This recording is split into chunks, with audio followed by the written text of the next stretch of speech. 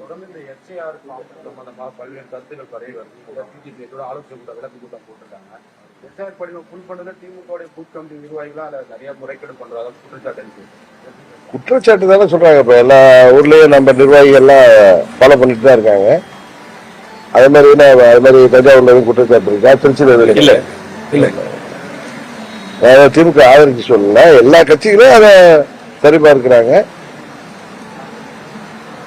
Almost 93% form கொடுத்திருக்காங்க. அப்புறம் கட்சிகள்லாம் ஃபாலோ பண்ணி அவங்க வசிக்கிற தெருவில் எல்லாருக்கும் ஓட்டுரிமை பெற்று தருவது அரசியல் கட்சிகள் தங்கள் கடமை எடுத்து செஞ்சிட்டு இருக்காங்க. எதனால குற்றச்சாட்டு வருது அப்படிங்கிறது எனக்கு தெரியும்.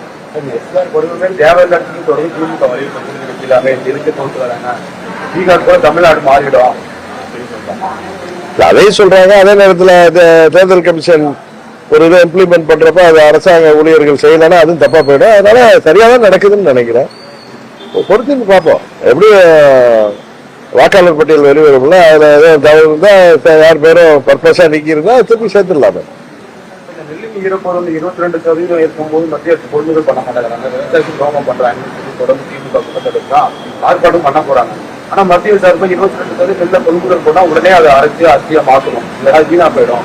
இதுக்கு மாநிலத்தான் பொறுப்பேற்றுக்கணும். அவங்க தரப்பு இல்ல இதுல உங்களுக்கு தெரியும், இந்த ஆண்டு நல்ல விளைச்சல் இருந்துச்சு. நமக்கு தெரிந்து மழை காலங்கள்ல இந்த அறுவடை பாதிக்குது. அதனால மத்திய அரசாங்கம் மனது வைத்து விவசாயிகள் கஷ்டத்தை உணர்ந்து கொண்டு 22% ஈரப்பதம் அவர்கள் ஏற்றுக்கொள்ள வேண்டும். அதுதான் மத்திய அரசு இந்த மாதிரி நேரங்கள்ல வருஷம் நடக்கிறது இல்லை. இது மாதிரி சில வருடங்கள்ல நடக்கும் பொழுது அதை மத்திய அரசு விவசாயிகளின் நலன் கருதி, இதுல எந்த அரசாங்கம் தமிழ்நாட்டில் இருக்கு இல்ல மாநிலங்கள்ல இருக்குங்கிறத தாண்டி விவசாயிகள் நலன் கருதி அதை ஏற்றுக்கொள்வதுதான் நன்றாக இருக்கும் என்று நினைக்கிறேன். 22% ஈரப்பதத்தை விவசாயிகள் கோரிக்கை. அது தமிழ்நாடு அரசாங்கம் வைக்கிற கோரிக்கை இல்லை, அது திமுகவுடைய கோரிக்கை இல்லை, விவசாயிகளின் கோரிக்கை. அதை மத்திய அரசாங்கம் நிறைவேற்ற வேண்டும். மெட்ரோ ரயில் திட்டத்தோடு புறக்கணிக்கப்படுகிறது. மத்திய அரசு வேண்டுமென்றே புறக்கணிக்கிறாங்க. நானும் அதை ஊடகங்கள்ல திமுகவை சேர்ந்தவர்கள் பேசுவது, பாஜகவை சேர்ந்தவர்கள் பதில் சொல்வது, இன்னும் சிரிப்பா சில பேர் சொல்றாங்க எடப்பாடி ஆட்சிக்கு வந்தா அதை நடத்துவன்னு சொல்றது ரொம்ப அது கண்டனத்துக்குரியது. மக்களின் தேவை. கோயம்புத்தூர்ல மெட்ரோ ரயில் திட்டம் வேணும், மதுரையில மெட்ரோ ரயில் திட்டம் வேணும்னு அரசாங்கம் கேட்கிறப்ப அதனுடைய மத்திய அரசு உதவி செய்யணும். இல்ல நாங்க இந்த ஆட்சி வந்தா செய்வோம்னு சொல்றது ஒரு காழ்ப்புணர்ச்சியோடு அது போல இருக்கு. உறுதியாக தமிழ்நாட்டில் இப்ப வளர்ச்சி கருதி இந்தியா முழுவதும் இப்ப போக்குவரத்து நெரிசல், அன்னைக்கு கூட தொலைக்காட்சியில பாத்தீங்கன்னா 15 வினாடிக்கு ஒரு கார் விற்கிதுங்கிற அளவுக்கு செய்திகளை ஊடகங்கள்ல தான் பார்த்தேன். அதனால இப்ப போக்குவரத்து நெரிசல், மக்கள் தொகை இதெல்லாம் கணக்கில் கொண்டு இது போல வளர்ந்த மாநகரங்கள்ல இப்பயே அதுக்கான பிளான் பண்ணி மெட்ரோலாம் வந்துச்சுன்னா போக்குவரத்து நெரிசலை தவிர்ப்பதற்கு உதவியாக இருக்கும் என்பதுதான் எங்களது கருத்து. தமிழ்நாட்டில் பள்ளி செல்லக்கூடிய மாணவி கட்டியதுக்கு போல நிறைய கொள்ளைக்கு நடந்துட்டு இருக்கு. போதைப் பொருள் பழக்கம் தொடர்ந்து அதிகரிச்சு தடுக்க என்ன நடவடிக்கை எடுக்கலாம்னு இல்ல. போதைப் பொருள் பழக்க வழக்கம் மாணவர்கள் பாதிக்கப்படுவது, மதுவை தாண்டி போதைப் பொருள் பழக்கத்தால கொலைகள் கொள்ளைகள் அதிகரித்திருப்பது, இதெல்லாம் அரசாங்கம், தமிழ்நாடு அரசாங்கம், காவல்துறையை கையில் வைத்திருக்கிற முதலமைச்சர் இன்னும் தீவிரமாக செயல்படவில்லை என்றால் அது தேர்தலில் உறுதியாக எதிரொலிக்கும். எங்க கூட்டணி உங்களுக்கு அமைந்தவுடன் நான் சொல்லிக் கொண்டு சொல்றேன்.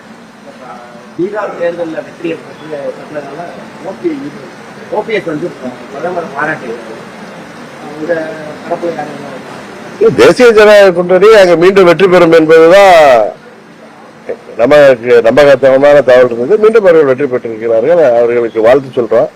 மற்றபடி அதுக்கு தமிழ்நாட்டில் கூட்டணி அமைகிறதுக்கு என்ன சம்பந்தம் இருக்குன்னு எனக்கு தெரியல. இல்ல இல்ல நான் தான் அன்னைக்கே சொல்றேன் உங்கள்கிட்ட, அவர்கள் கூட்டணிக்கு வர வேண்டும் என்று சில கட்சிகள் எங்களோட பேசிக் கொண்டிருக்கிறார்கள். அதெல்லாம் ஒரு முடிவுக்கு வந்த பிறகு சொல்வதுதான் நாகரிகமாக இருக்கும் என்று நினைக்கிறேன். விஜய் மாணவர்கள் பாதிக்கப்பட்டதுன்னு சொல்லி அப்பாவை தெரிவிச்சிருக்காரு. விஜய் மாணவர்கள் பாதிக்கப்பட்டதுன்னு சொல்லி அப்பாவை தெரிவிச்சிருக்காரு. அது அவருடைய கருத்து. இன்னொன்னு ஒன்று மட்டும் தெரியுது, திமுகவினருக்கு தாவேக்கானா கொஞ்சம் ஏதோ ஒரு உறுத்தல் இருக்குங்கிறது மாத்திரம் அவர்களது பேச்சில இருந்து தெரியுது. உறுத்தல் இருக்கு, பயப்படுறாங்கிறத தாண்டி அவங்களை பார்த்து ஏதோ உறுத்துது அவங்களுக்கு. சொல்லுவோம்ல நம்ம போறப்ப கண்ணில் எது பட்டா ஒரு உறுத்தல் இருந்தா இருக்கும்ல, அது மாதிரி அவர்களுடைய பேச்சு அப்படி இருக்கு. இன்னைக்கு அண்ணாமலை சொல்லியிருக்காரு, எங்கள் கூட்டணி பலமான கூட்டணி இருக்கிறதுலே நாங்க பெரிய கூட்டணி.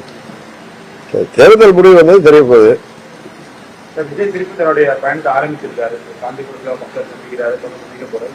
தமிழ்நாட்டில் ஒரு பெரிய ஒரு அசுவலை ஏற்படுத்தணும், ஒரு மாற்றத்தை ஏற்படுத்த வாய்ப்பு. அது நீங்க ஊடகத்தை சேர்ந்தவர்களும் அரசியல் நோக்கர்கள் தான் அதை சொல்லணும். எதா இருந்தாலும் 2026 மே மாதம் யார் வெற்றி பெறுவார்கள் என்பதை தமிழ்நாட்டு மக்கள் தீர்மானிக்கிறோம். அம்மா மக்கள் முன்னேற்ற கழகத்தப்பா 2028 இருக்கக்கூடிய பணிகள் சுற்றுப்பணி எப்ப சுற்றுப்பயணமா? அது தேர்தல் நேரத்துல நாங்கள் சுற்றுப்பயணம் பண்ணிட்டு இருக்காங்க. அவங்க பண்றாங்கன்னா அது அவங்களுடைய விருப்பம். எங்களுக்கு நாங்க தொகுதி வாரியாக கட்சி நிர்வாகிகளையும் தொண்டர்களையும் சந்தித்து வரோம். அது தேவை ஏற்படும் போது நாங்க பொதுக்கூட்டங்கள் சுற்றுப்பயணம் தேர்தல் நேரத்தில் செய்தால் போதும் என்று எங்கள் கட்சியினுடைய கருத்து. இல்ல ப்ராப்பரா நீதிமன்றம் தான் ப்ராப்பரா இதெல்லாம் வைத்து கொடுத்திருக்காங்களா, அதனால அதன்படி அதை ஃபாலோ பண்ணா நிச்சயம் அனுமதி கொடுத்துதான் ஆவாங்க சார். லஞ்சம் வாங்குறது, லஞ்சம் வாங்குறது கூட கல்வி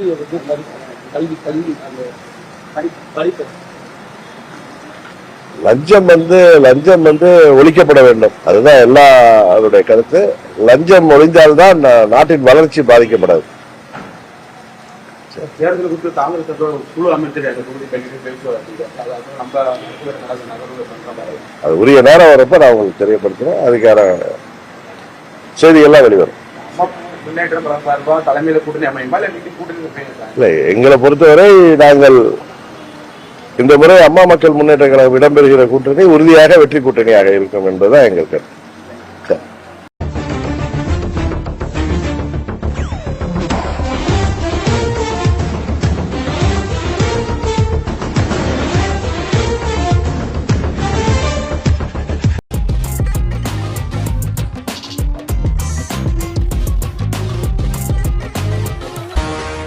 தப்பாதுடா சிங்க இது சிக்காதுடா, சுத்து போட்டு நிக்காதடா, சூற விட்டா தாங்காதுடா. சிவண்டா சிவண்டா சிவண்டா, எதுக்க எவண்டா எவண்டா எவண்டா.